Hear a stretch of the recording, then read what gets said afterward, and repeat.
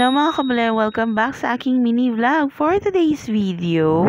Kung mapapansin nyo, ako ay nagliligpit ng aming mga hanger at ako ay mamimili ng aming mga dadalhin. Para sa aming first time na gala namin, tayo ay pupunta sa Bataan. Ayan. Tara, samahan nyo na ako. Nananot tapa. Tara na't mag-empake na. Konting trivia lang tayo mga kabalen. Ako talaga ang nag-empake para sa aming mag-asawa, lalo na kapag meron kaming mga lakad. At pag nag-overnight din kami, ako talaga ang nakatutok sa lahat ng aming dadalhin. Minsan, may nakakalimutan pero yun, meron ding nasosobrahan pagdating sa pag-iempake ko. Kaya minsan, nagagalit yung isa.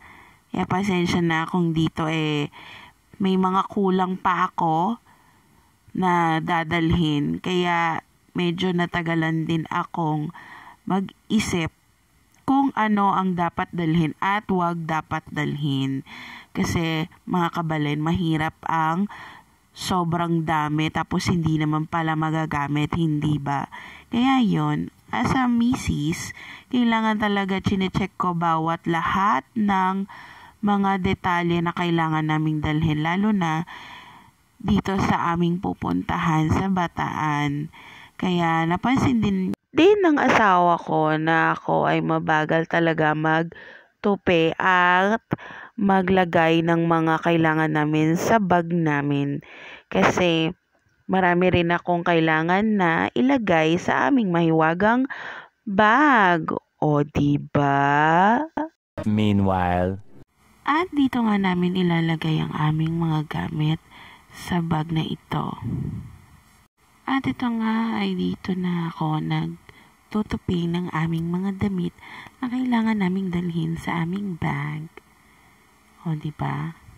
O nanano tapa, tara na't magtupi. Para sa ganon ay matapos na tayo mga guys. Samahan nyo ako hanggang sa matapos ang aking vlog na ito. At itong sinisimulan ko ng tupi, isa-isa ang mga dapat namin dalhin na damit. Minsan, nag-extra talaga ako ng damit na pwede naming dalhin para sa ganun meron din kaming extra na pampalit. O, diba? Ayan nga, meron akong dalang suklay, lotion, shampoo, face towel. Last na aking dadalhin ay ito nga, may shades ako, ang pera namin at ang ibang gamit namin na anik-anik.